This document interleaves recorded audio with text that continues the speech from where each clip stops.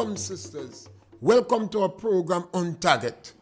As usual, as soon as we start this program, you have the power to pick up your telephone and give us a call. We never have a subject matter. If you want to speak about any subject matter, we encourage you and we welcome you on our program. You don't have to continue listening to what we are saying. You could interrupt us at any time, and I'll change the subject matter before the sentence ends. Give us a call. The number to call is 442-0175. We are on RealFM 91.9. We are on Facebook, Greens News, and we're back on YouTube. So you could get us there. Give us a call. Yesterday I was speaking about the Grenada Trade Union Council. I know we were not able to reach much online. I saw a news release that the Grenada Trade Union Council put out. I thought it was biased. I thought it was pregnant with propaganda. And I thought some of the information they had on it was sad. They described indiscriminate mass killing of children. They say indiscriminate bombing and babies being ruthlessly killed. There is a lot of information on social media. But the Israelis have denied these issues.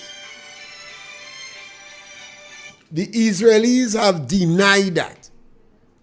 So why is it an institution like GTUC in Grenada perhaps didn't take the position of Bahrain, where at least they came up with solution, showing concern for the people who died, the children, both on the side of Israelis, on the side of Israel and Hamas, and also encouraging them to go back on the negotiating table and to have a two-state, and to reprimand Iran, Hezbollah and Hamas for the policy that the Jews should be eliminated, should be dead, should be under the sea. I say that again this morning because sometimes I think this is what is wrong with us. Problems in our society very rare happen overnight. Even hurricanes, we have warnings. Hurricane warning, hurricane watch. And you could take some necessary, make preparation.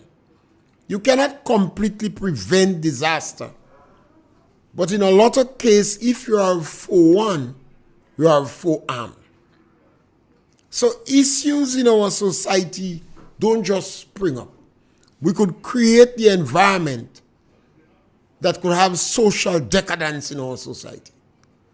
We could create the environment in our society, in our country, in our communities, in our village, and within our own family that would have confusion and fracture and violence.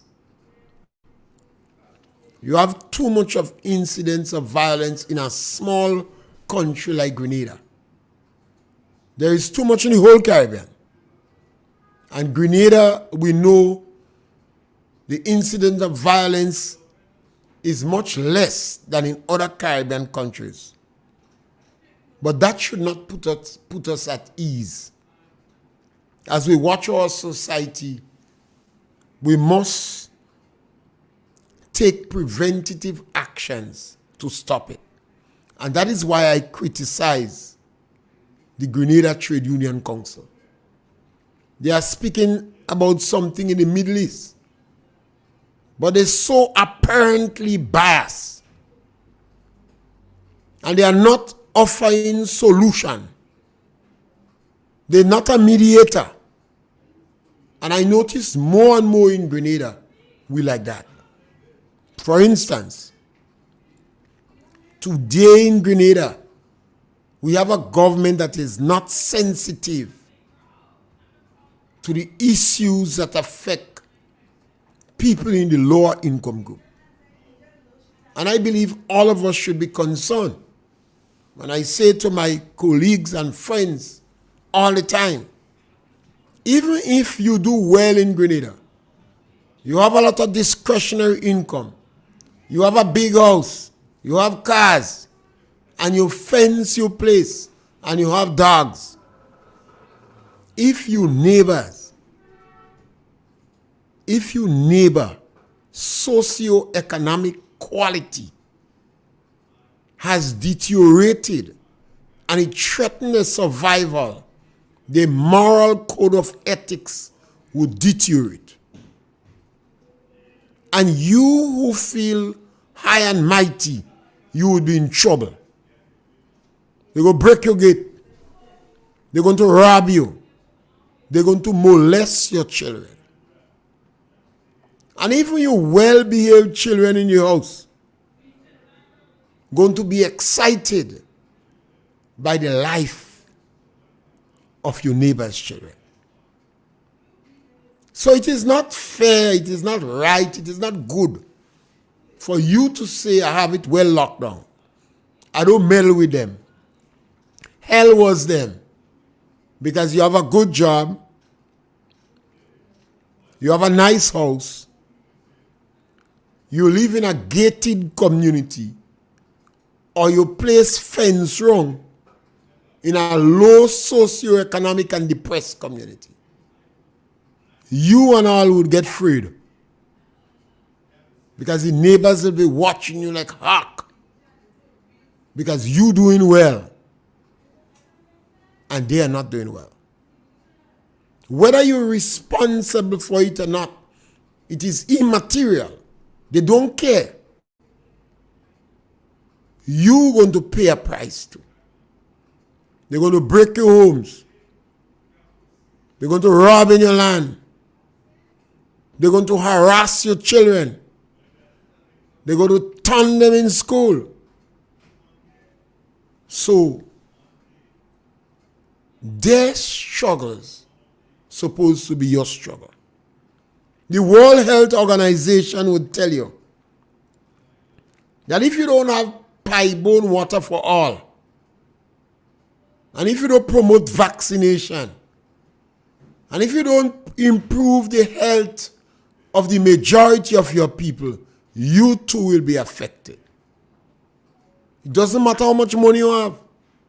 It doesn't matter if he is a lawyer, if he is a CEO, if he is a teacher, a public officer, or a wealthy businessman. If we neglect the cries and the challenges of the people in the lower income group, it will be our nightmare.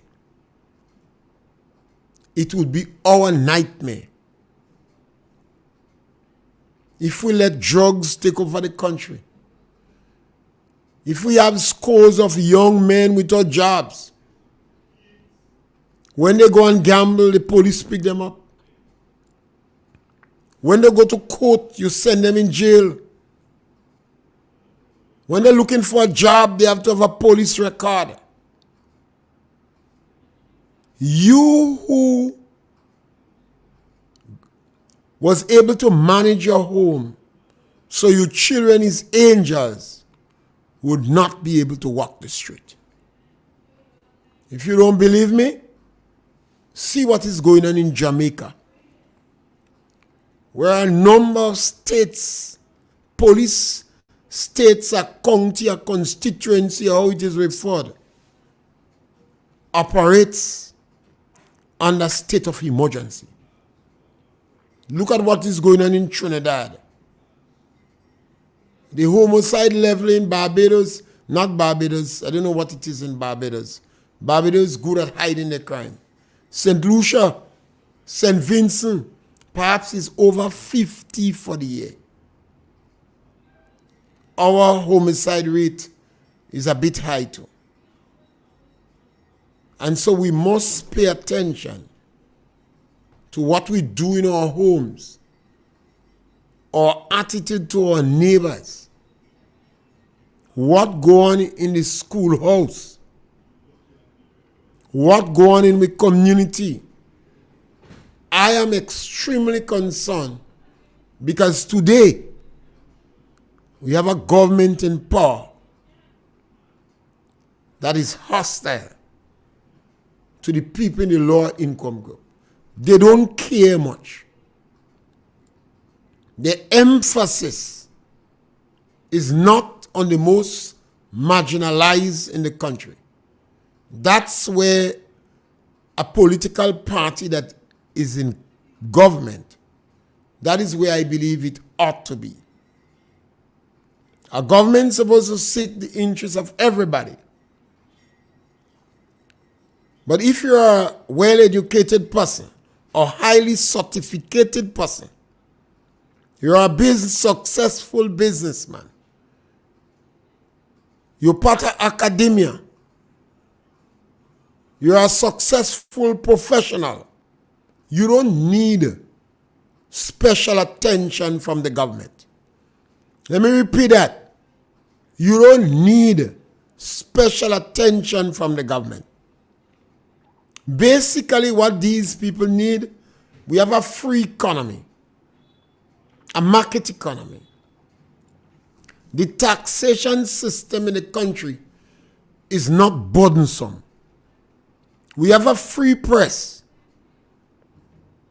and the justice system is relatively independent.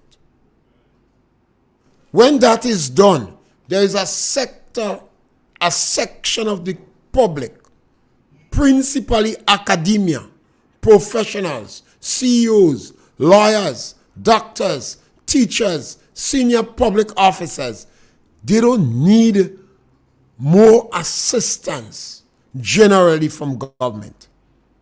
The people who needs the assistance, the people who need the help,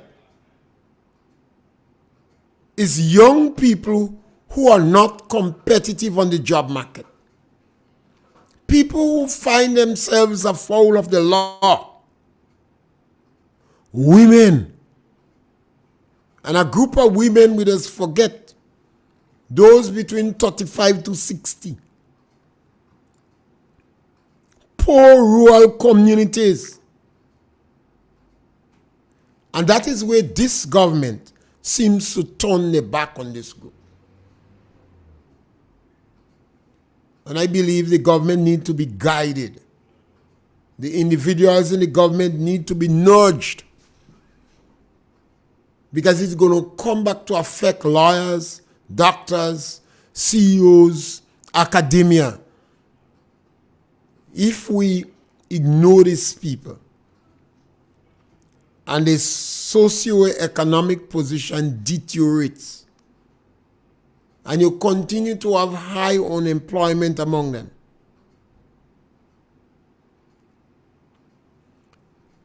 and they continue to get tied up with the law, then it's going to affect all of us. The majority of people in prison do not have a good education. You don't have to believe me. You could go back and check.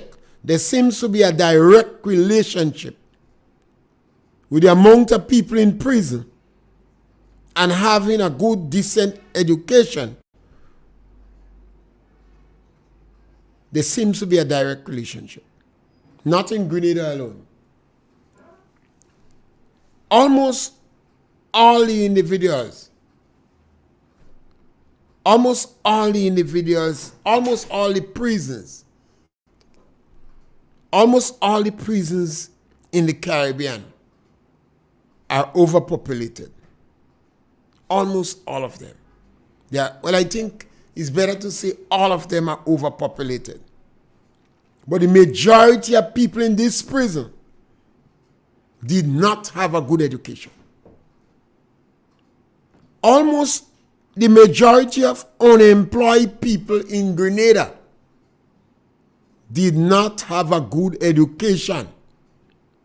The same go for St. Vincent and the other countries. The relevant statistic division, they are telling you that 60% of the people looking for jobs do not have the skills, the talents, or the attitude to get a job. So it's not that jobs are not available, but the jobs that are available, the unemployed people are not capable of taking them. So you need a government to think. My worry is this group of people that we have in the government is not paying attention to that. 10, 15 years from now, we cannot say it's not us, it's them. All of us in Grenada are guilty. We deserve the government we have. We have a democratic process. We went and select a government in a very free and fair election. We made the decision. We choose. So we deserve the government we have. But even if we was bamboozled, even if we was deceived, the best thing to do is to try to nudge the government to be more realistic, to be more practical. Because what this government is doing is going to fracture this country. The Minister of Labor, she said we could have serious damage to the economy. She did a qualifier. She said irreparable damage. I agree with her. It's the first time in my life, and I'm in Tongue Long, I've seen a lot of governments before independence and post-independence. And this government would have in my opinion, the worst track record for the insensitivity, the attitude, and the lack of intention to assist people in the lower income group. This is not good. It's not good at all. The government doesn't seem to have a plan for young people. Yes, caller, welcome. Mr. Pierre? Yes, caller, welcome. Good afternoon. Yeah, my brother, welcome. I hope you enjoy the good news. Which one is the good news? The IMF report. The one you told me about yesterday? Yeah. Yes, I think it is good news for Grenada if the economy is doing well. Yes, I believe it's doing well. Yes, you see, if the economy in Grenada is doing well, based upon a reputable international organization, we must agree with it.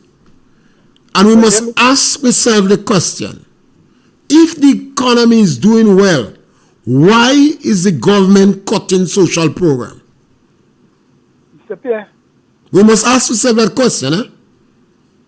Yes, that's a good question. Because at some stage, my brother, at some stage, this could harm the government badly. The government have to tell the public, yes, the economy is doing well. I believe my brother Andrew, when he said the economy is doing well, I believe the International Monetary Fund. Then the question is, why fire 31 workers from the agriculture? Mr. Pierre, more people working today than was when they take office. I'm not even challenging the government on that. If the economy is doing that well, why is it necessary to fire 31 workers from Grenada Estate? Why is it necessary to fire 7 workers somewhere? We want the estate to do other things. What? Well, I'm not disputing that. Then tell us what you're doing with the estate. You get that in the budget report. You Budget, caller, you get all this thing on time. caller, Stop here. caller. You Stop here. see, caller. You see why we making all these statements because we don't know, and we don't have no patience to wait because the government said with the stroke of a pen. Mr. Pierre, this government in chance for passing 2019 economic growth. 2019 before the pandemic, they in trying to pass it. That means we're going up about 6. And I believe they, 5%. and caller, Yes. I believe they will. But I also believe more the NDC get money, more the NDC go be hostile to people in the lower income group. That is my problem with NDC. You know. How they will be hostile to the lower people? Well, caller, in 1990, they did the same thing. I think the whole of Grenada clean, you know. Caller, The whole of Grenada clean. you mean the roadside clean? People clean up the whole of Grenada. Yes, caller, that is like putting a flowers on the. You remember the days, caller? I don't know if you come from poor parentage. When your mother used to put onion and garlic in the pot for the neighbor to believe they have food to eat. But You don't come out in those days. What I seen is reality. Okay. Then a perception, that is reality. Okay. This government, they passed $7 million in the parliament for the independence celebration. Mr. Pierre, you think it's a good thing? Going to Grenadian. You think that is a good thing? Yes. I agree with you too. What are they doing with the 7 million? You're going to Grenadian. What they intend to caller? When they clean up. What they intend to do with the 7 million? Yeah, we lost. Caller, we lost you. You could call back and tell me what they intend to do with the 7 million. Yes, caller, welcome. Yes, caller, welcome. Go right ahead. Hello? Yes, go right ahead. Yes, caller, welcome, punch. Don't understand. Now, this government is saying that the economy is doing well. I find out this morning from a political activist of the NDC. He said, I say, in what way our economy, he said, unemployment will drop. I say, in what way? He said, we have a lot of arrival of tourist ship and we have a lot of construction. So in that area, caused the economy to do well. I say for tourist is a customary. They have the season to visit the Caribbean, so the people. He said, yes, tourism increased and construction increased. So this is where they're taking praises for. So some of their own people don't know what's going on. This gentleman don't know what's going on. Caller, the statement the government make about the economy doing well, that is not a bad. Nothing's wrong with that, you know. The government is selling passport like rain.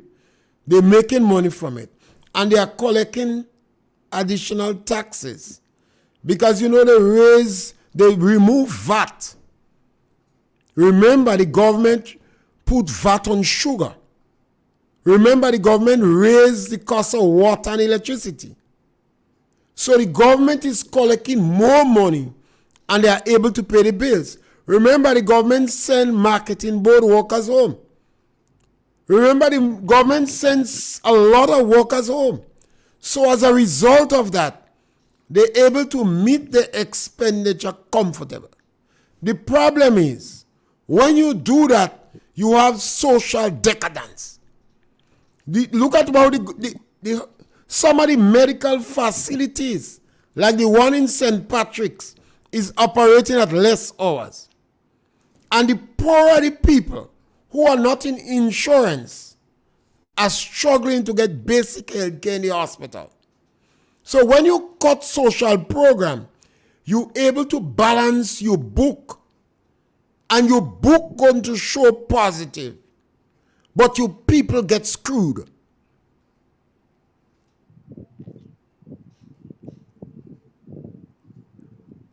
I understand. For the first time, caller, So, in a long time, children come out from National College because they cannot meet the expenditure.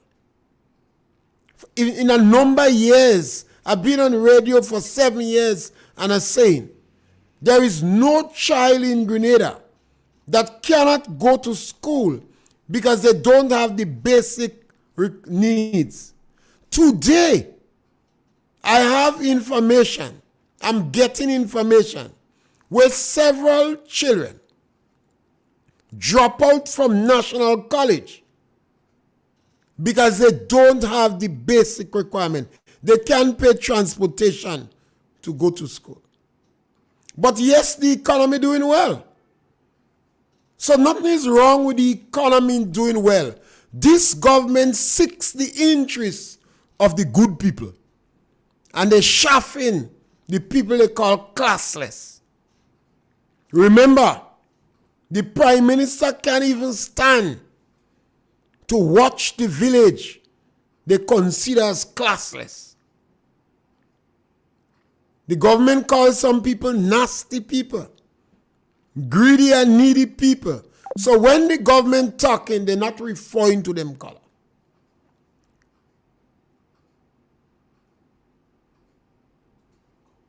Yes, so that is the challenge we have. I agree with Lennox Andrew. The economy is doing well. I agree with the IMF program. The economy is doing well.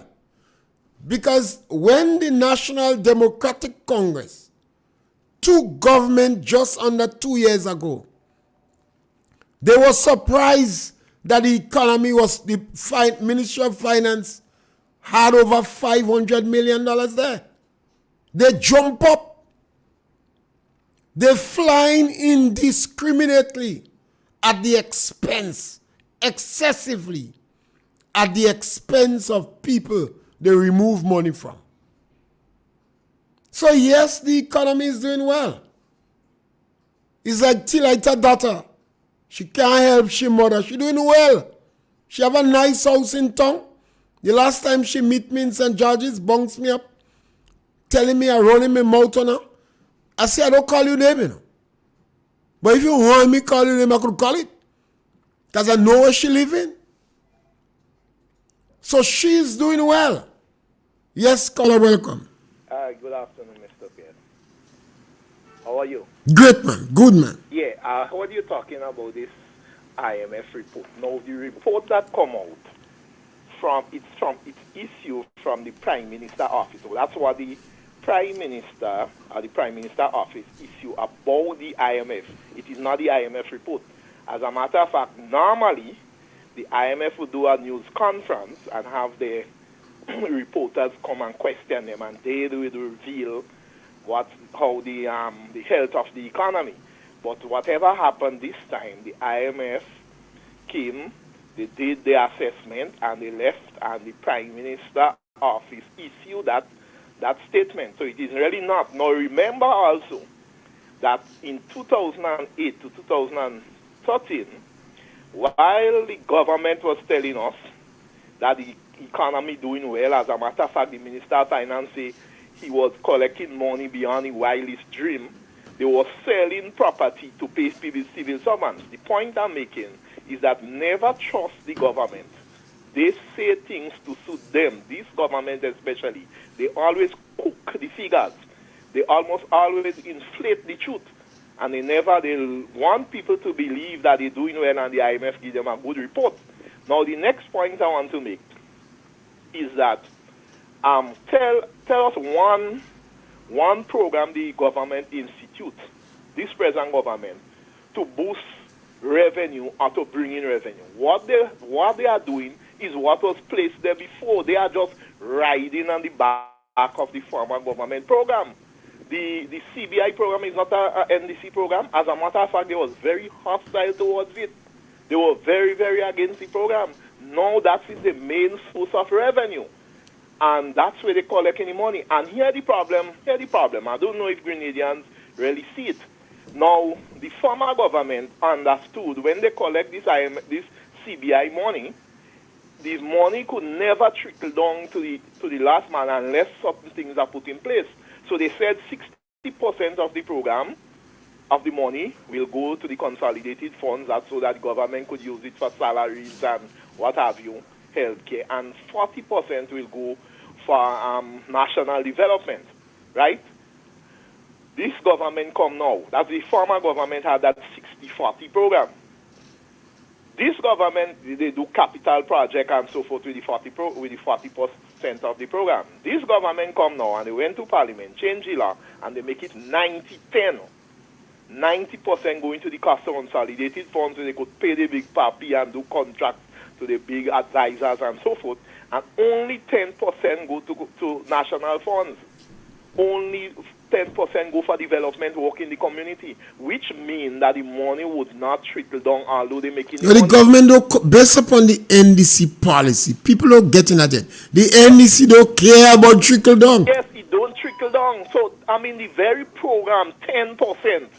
So what would you do? Look at the former regime. They put there were so many massive programs done by the CBI program, the River Road program, the old program in St. Mark, program in St. Croix. They fixed the government, the former government,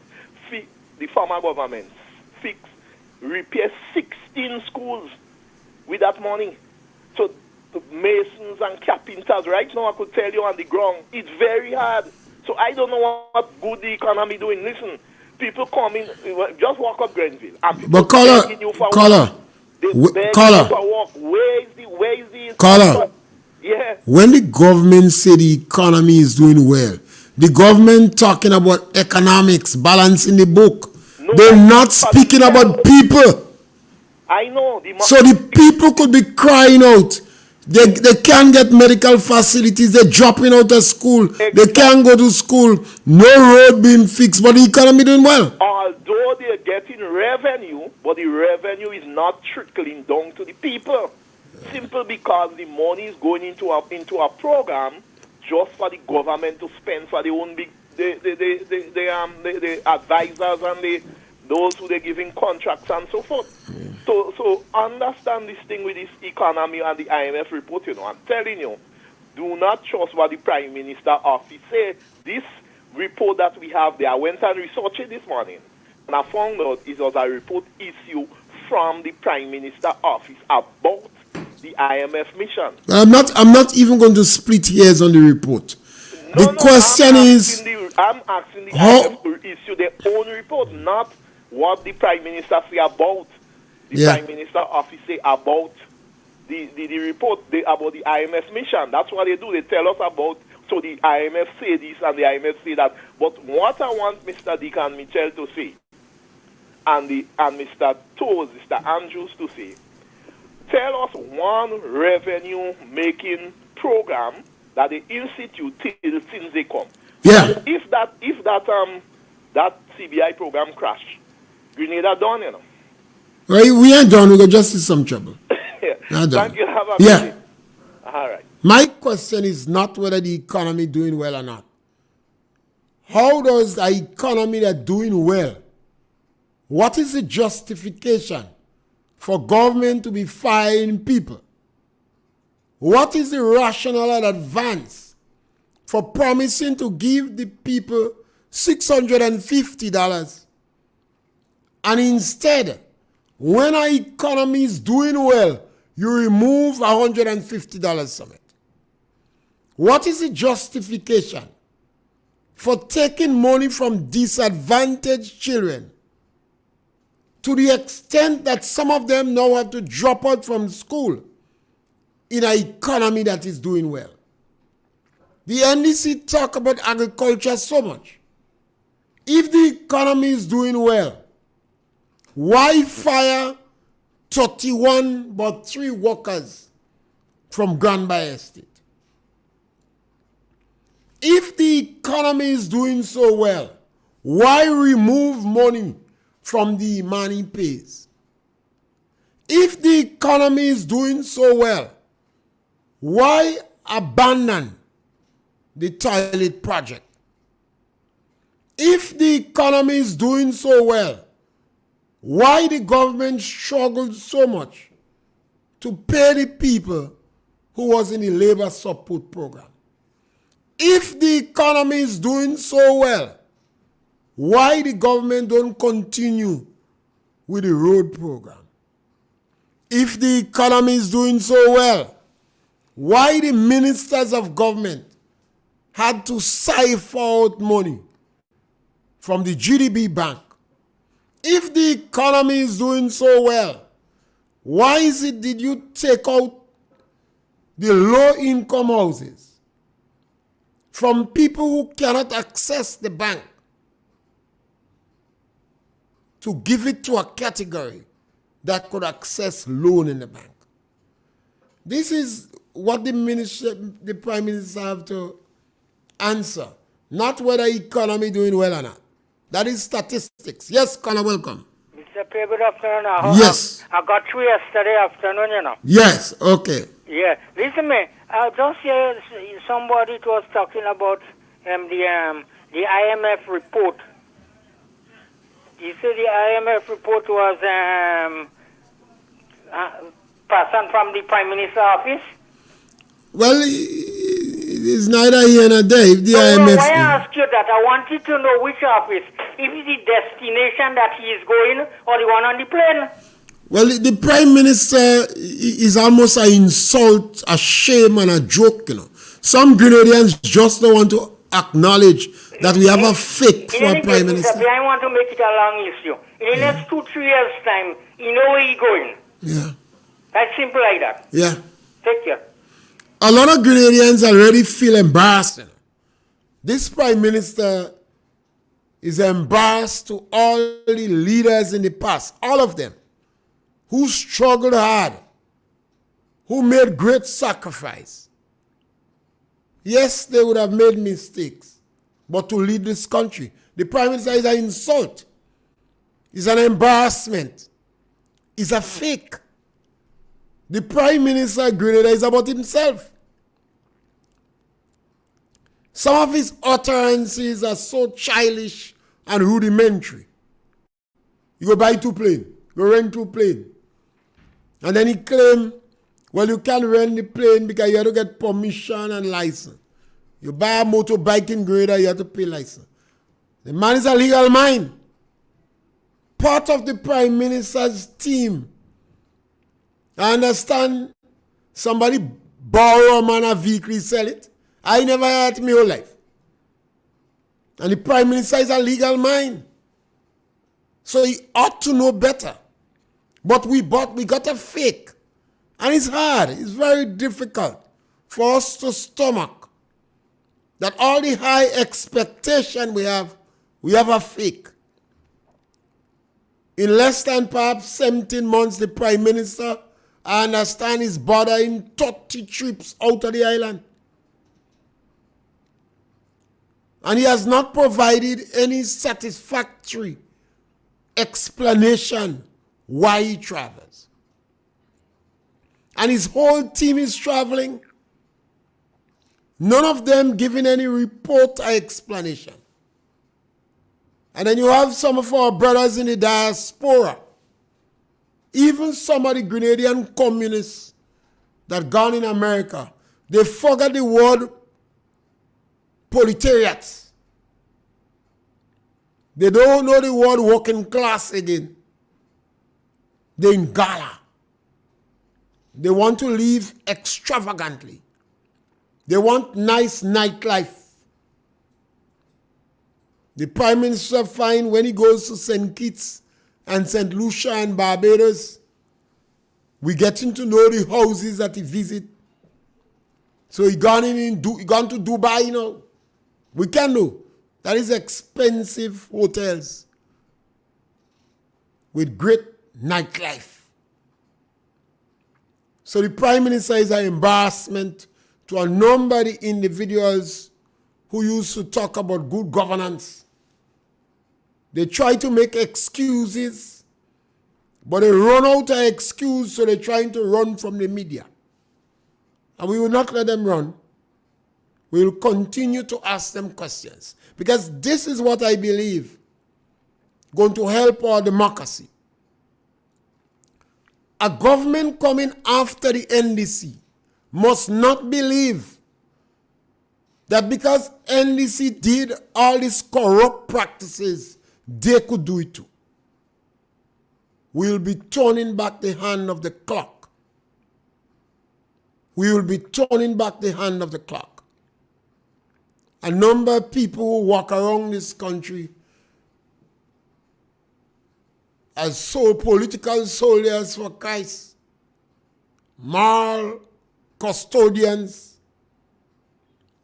those people who was put in a microscope on anything that the previous government did, now they have lost their sight. So I think we need to continue raising these issues. If we don't, we will be turning back the hand of the clock. And a government coming after would believe, well, if the NDC was so corrupt and you didn't challenge them, then we don't have to bother about no character. We don't have to have no scruple.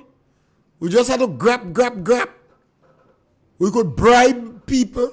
We have a small country, 15 constituency. And if you have unscrupulous people with discretionary income, after every election, they could dictate which government come in power by bribing them, by bribing ministers to jump the fence. And some of our institutions have gone to sleep. It saddens my heart when I see the TUC, one of the organizations that had some great trade union leaders in the past. They shut them out on so much issues. And they jump on the Palestine. In Grenada issues here, they shut them out. Some of the sister unions openly attacking workers and showing no solidarity with workers in the lower income group. And people still respect these individuals. And I think we need to call them out. We need to call them out. We need to understand, not because you're highly certificated mean you is a good person. Not because you could speak more English than Paul Schoon and you're walking around well-dressed mean that you have any good in you. The time has come for us to call out these individuals in society. We could change the society. We could make a big difference. Individuals are supposed to be asking the questions. If the economy is doing as well as the government says, and I believe the economy is doing well, what is the justification? What is the reason for you have people that you throw out of the seed program? Tell us. Why is it a government would create an environment to disadvantage the children that was on the seed program to the extent that some of them haven't challenged to go to school?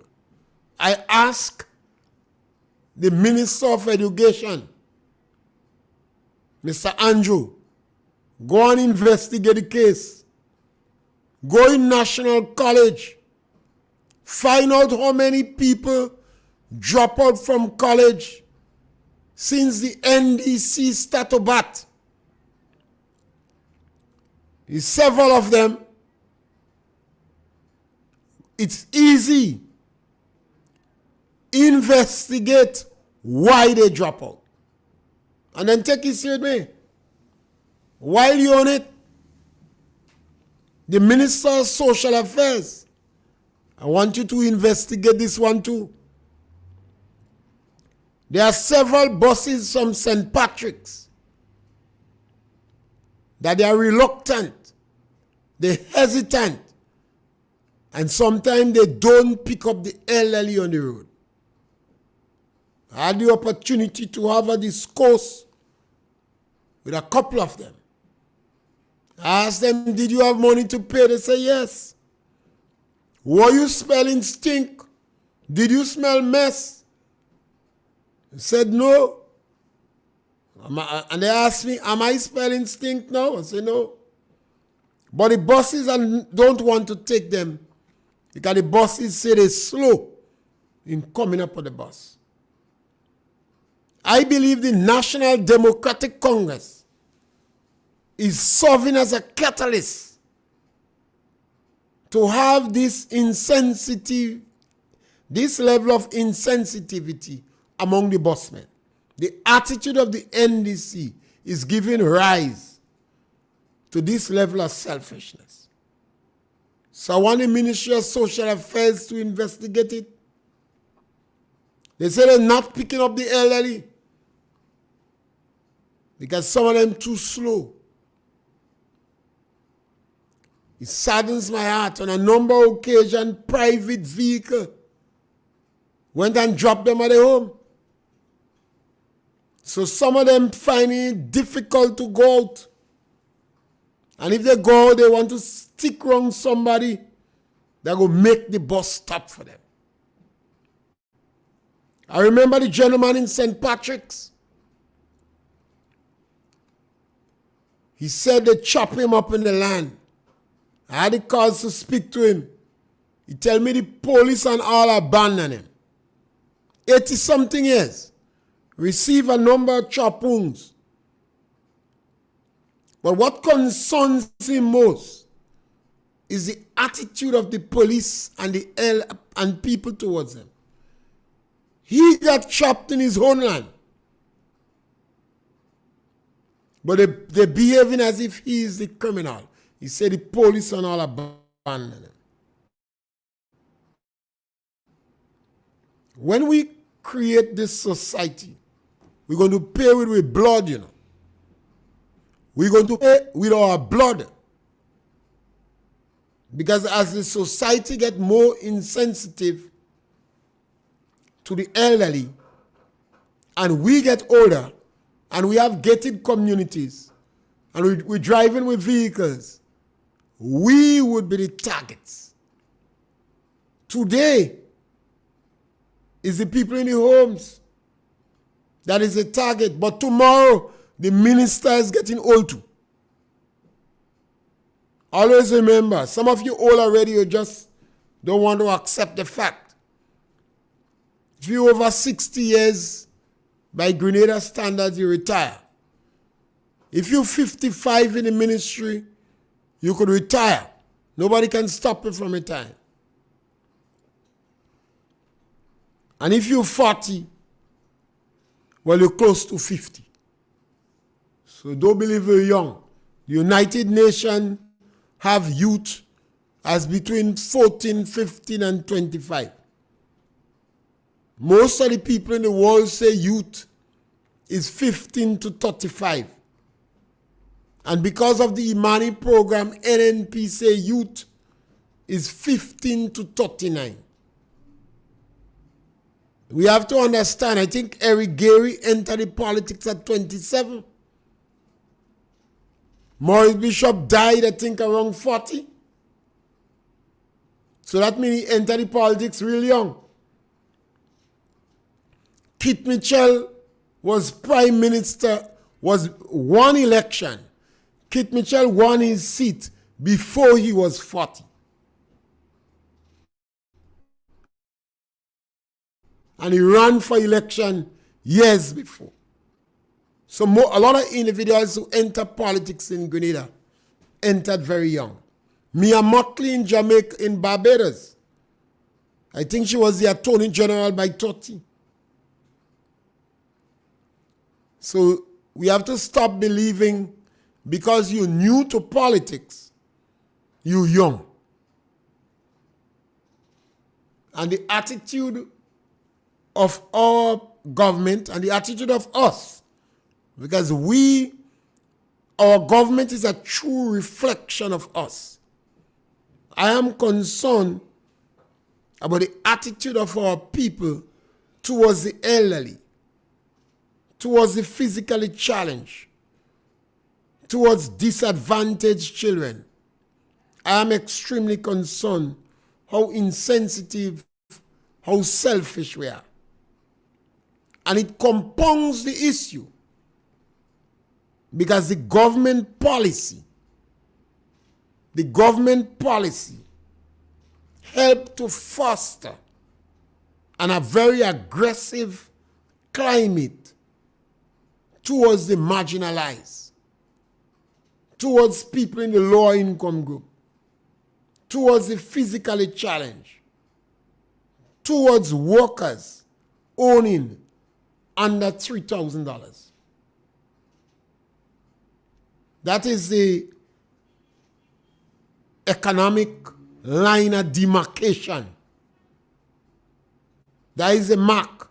If you owning under $3,000 in Grenada, I'm not talking about you inherit money, or you have other things coming on the side. If your total income is $3,000 or less, you poor, you're vulnerable, you're marginalized, and you need help. If you have any doubt, pray you don't have children in school, or you don't have a major medical, then you have to be on a truck begging for assistance because your income is under $3,000 a month. And you could challenge me on that, anybody. Once your total income is under $3,000 a month, tell yourself you need help. And we have a government now that don't believe you help. They say that is handout. If they give you anything, it's handout. Even the toilet facilities that the previous government undertook to make certain all Grenadians have toilet facilities, and is practically agreeing to the United Nations standard. Because when you have outbreak of diseases, it spread like wildfire in countries with poor sanitary practices. But in Grenada, because we have so much land owners and the water facilities is not very far from us, improving the toilet facilities in our home going to minimize the incidence of cholera and other health disease as a result of sanitary practices. So if the government don't understand that, you know we have a dumb government. Any government that don't understand that, you know is a dumb government. If your neighbor gets sick and the disease your neighbor have is infectious or spreading, you stand to get sick. You visit the same shop with your neighbor. Your children go to the same school or the same church. You move around and interact in the place. So if your neighbor have better sanitary conditions, then it increases the chances of managing the disease. And that's supposed with any serious primary school child who did health science or biology supposed to know that. So the government of Grenada, some of the actions they are taking could give rise to infectious disease. You know, that is that, and this is what is development all about. It's not a question of the economy doing well. How does an economy that's doing well filter down on the ground? The economy is doing well. We have more people employed. We have stronger safety net programs. Our roads are better good. The government of Grenada is taking initiative to expand agriculture. How the economy could be doing well, but you find workers from government estate how the economy could be doing well, and the money given to assist the elderly in safety net programs are taken away from them. How the economy could be doing well when the government continue to go after people involved in the Imani program to the extent that they remove money from them. How the economy could be doing well. But yes, the economy doing well. But the government policy, and that is what people must understand, the NDC policy have always been hostile to people in the lower income group. The NDC is not an inclusive government. Anytime NDC come in power, there is a clear divide, a clear line of demarcation between people with discretionary income and those that don't have. A clear line. Every time they come in power. And what we have to encourage them to change. Otherwise, they're going to sell the electricity company. They're going to sell assets. They're going to borrow money that they don't have to borrow. And they're going to push this economy in a tailspin. It has happened before. They have the history. They have the habit. So we have to nudge them and encourage them. And we have to beg and implore their supporters to ask them to cease and desist from that practice. We have a beautiful country, but we have a responsibility to watch it. We have a responsibility to prevent the government from going on in the precipice. In the same way, we have a responsibility to do everything in our power to provide for our children, our families, and the communities. We have to make a contribution. And we're back with you again tomorrow between 12 and 1 for another program of On Target. Thank you very much.